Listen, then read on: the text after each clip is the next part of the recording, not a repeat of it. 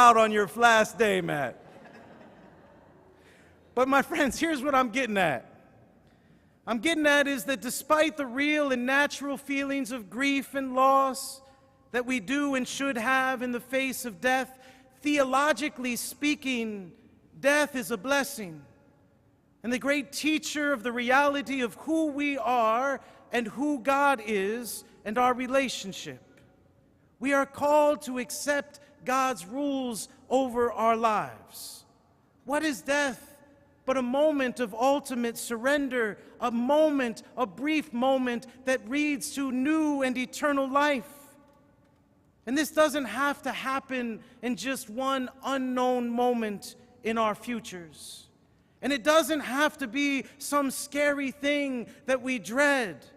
As Jesus says in our gospel, in the face of death, do not be afraid, just have faith.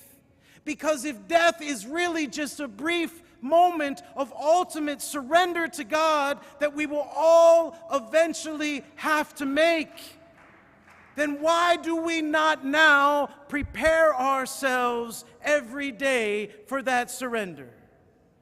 If we stop rebelling, if we stop trying to control everything, if we stop pretending that we are in charge, if we stop pretending that only wanting to do what I want to do, to stop making up my own rules that suit just me, then death loses its sting and it loses its fear.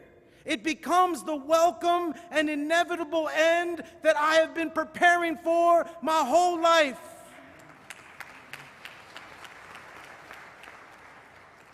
Because I have faith in a loving God, trusting in God at every moment, and trying to surrender daily to the sovereign will of God, our Father and Creator, even when it is so painful, like the reality of death and loss in our lives, or transition and change. And isn't death a transition in our Christian sense? It's not an end, but a new beginning. As Christians, we have the perfect example of Jesus, who in the Garden of Gethsemane, in the midst of his passion and suffering, said this, "Not my will, but your will be done." Calvary happened there. The cross was the end of this statement. This surrender to God's will is what led Jesus to have the courage to embrace the cross. And if we strive to live this way, then death is not a punishment. It is not some scary thing, but it is the ultimate healing grace. A brief transitory moment, after which, and immediately after which, we rise like Christ and are united with God and those loyal and humble servants who we have always tried to be. We are united now with all of the saints and angels and our loved ones who have also surrendered to God in life and death. No, my friends, death is not a punishment. It is the last and necessary step to our salvation. Death is truly scary for those who have joined the hopeless rebellion of the devil.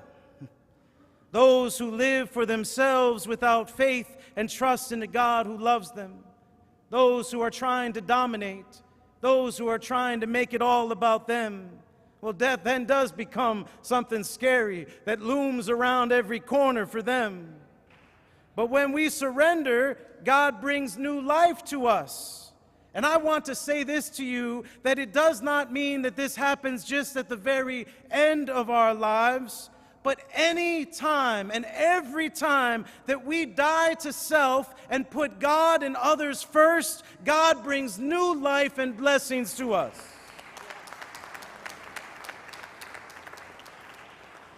We can look at the little girl in our gospel today.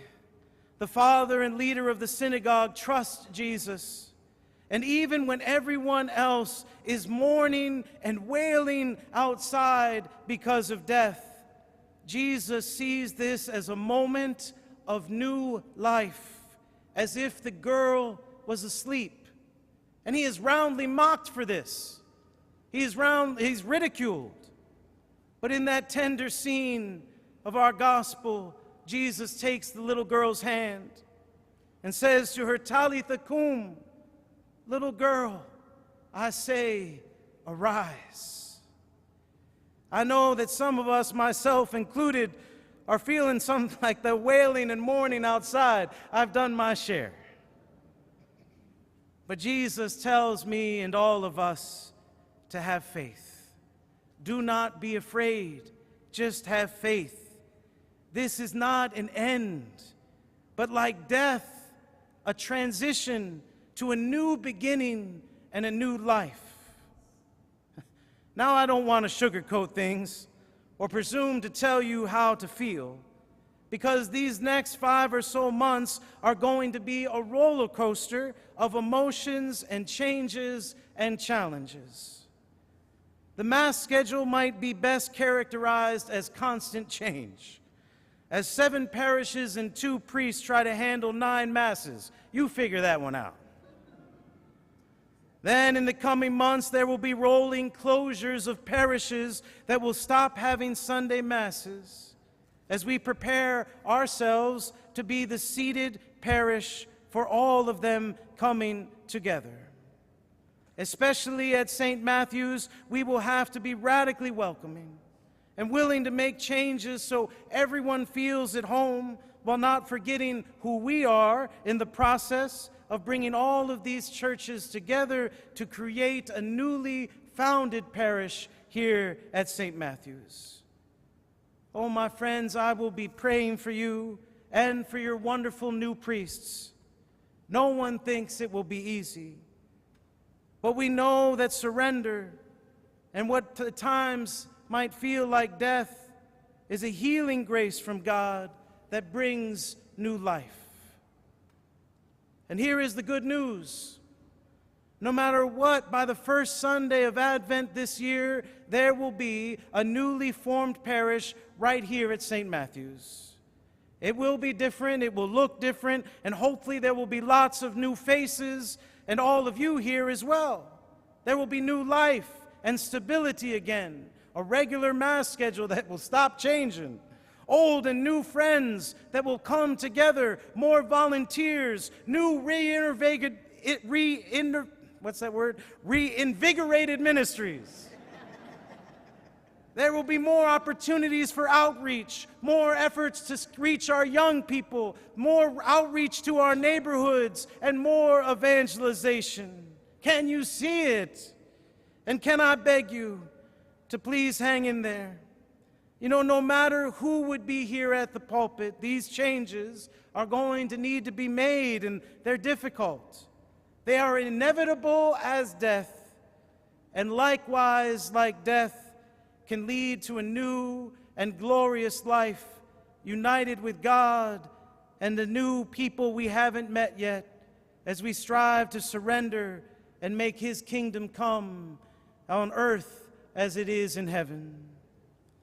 So do not fall to the envy of the devil and rebel. Let us trust in God, our ruler, our creator, our loving Father. Let us trust in each other to embrace the changes and sacrifice required, so that in 5 or so short months, God will gently take us by the hand and say, St. Matthew, Blessed Sacrament, St. Dominic, St. Francis, Shrine of the Little Flower, Most Precious Blood, St. Anthony's, I say, arise. Arise.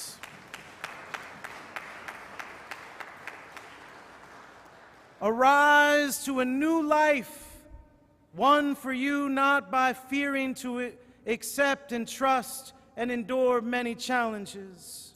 A new life that you were not afraid to surrender to and make those sacrifices.